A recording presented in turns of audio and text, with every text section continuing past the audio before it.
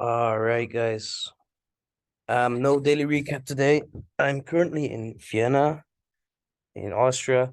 So, I'm actually in my hotel room right now. Let me get settled down. Wait, I have a desk here. But I lost my luggage, so I don't have any um spare clothes. Clothes, clothes.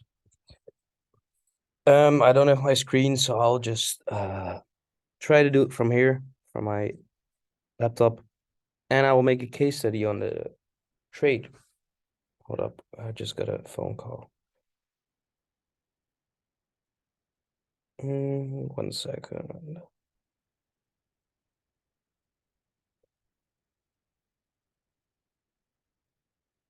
Anyway, yeah. So welcome actually to the case study on GU. New pair. Took a trade instantly because I kind of know that GU how do you say it? GU responds and works kind of the same way as EU.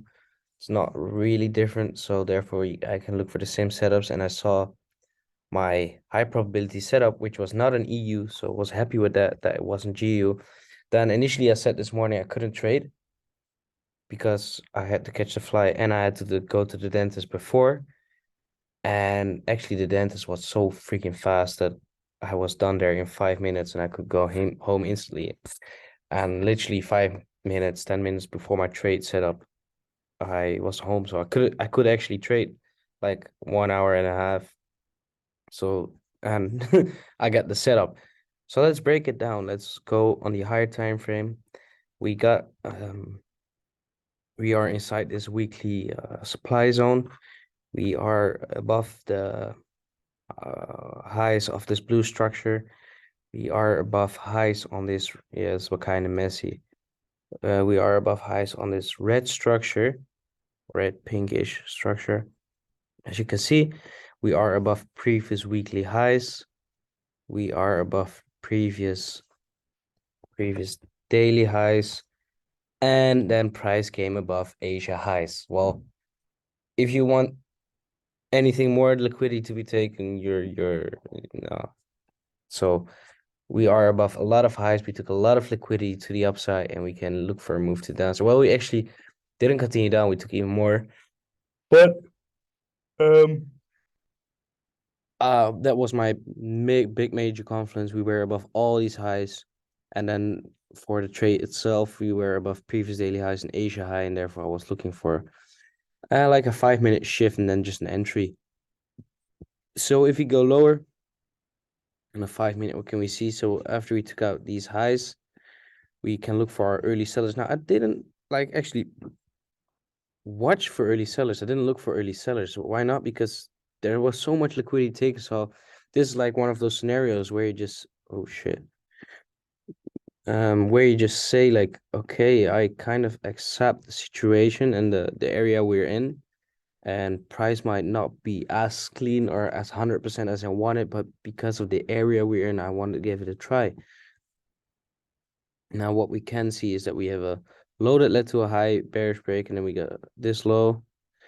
And I think this one just came above, but essentially we got this liquidity pool here. Fuck, push on space again. We got that liquidity pool. Come on, 1 second. We got that. What a mess. I don't like the small screen. Well, it is what it is. So we got that liquidity pool. Can I maybe put this down? No. Okay. Yeah, we got these equals over here, and then if we pull this down here, we can see we got this bearish break over here. So you could class this as your early sellers. And I got a similar trade last month on EU where the early sellers were like this. And this is just a point where you just gotta accept it, that you might not get the cleanest early sellers, but you get some form of early sellers. Same here, even deeper. And I went for the entry, I went for the trade. So previous daily highs taken, Asia high taken, early sellers. And then if we zoom in here to this bit of price action, we can see that price trickles up.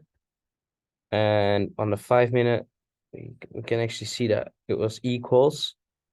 But on MT4 and on Forex.com, it was a bearish break. So I was fine with it anyway, even if it was equals. But having the bearish break on MT4 and Forex.com made it even better. And therefore, I entered over here.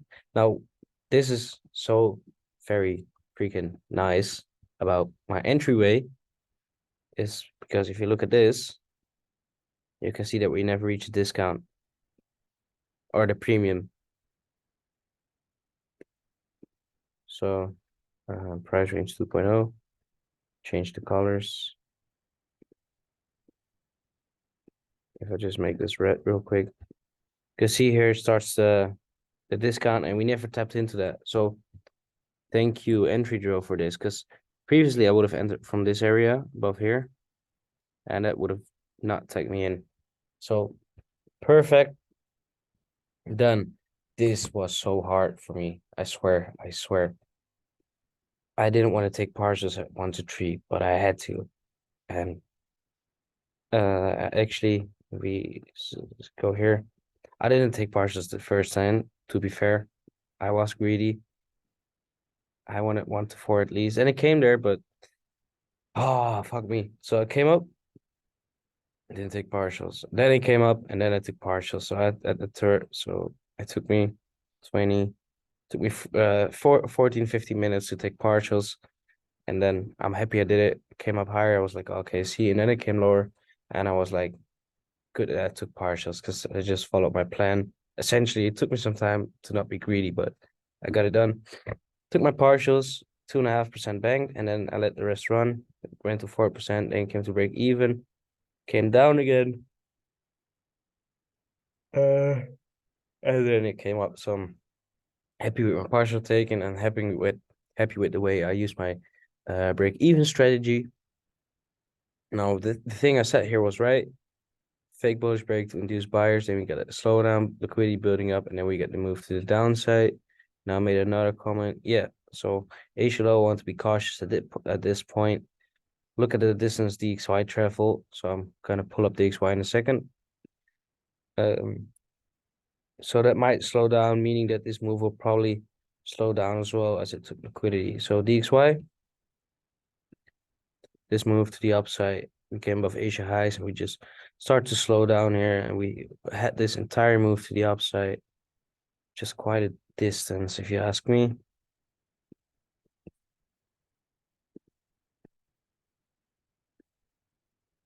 Yeah, so like good distance, one direction. So it's like, okay, let's just take it easy. Happy with my partials. And yeah. So that's basically the trade. Hope it's clear. Pretty easy, pretty straightforward. Peace out. Did I cover everything? Yeah. No. Let me share it one more time. Sorry. No, actually, I hope it's still recording. Yeah, it is. If we go to the 50-minute, and I didn't do that during the trade, you can actually see strong close over here and nothing indicating that we could turn around on a 50-minute. A 5-minute wise already looking a bit better. Go above.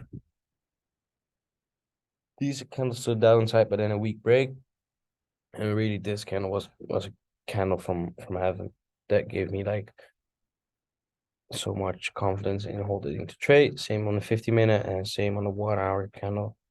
And on the 1 hour you can see, well, we closed here down here in the trade already, but you can see wicks to the upside, wick above, and then turn around and continuation down. Right. So that was the case study. Peace out.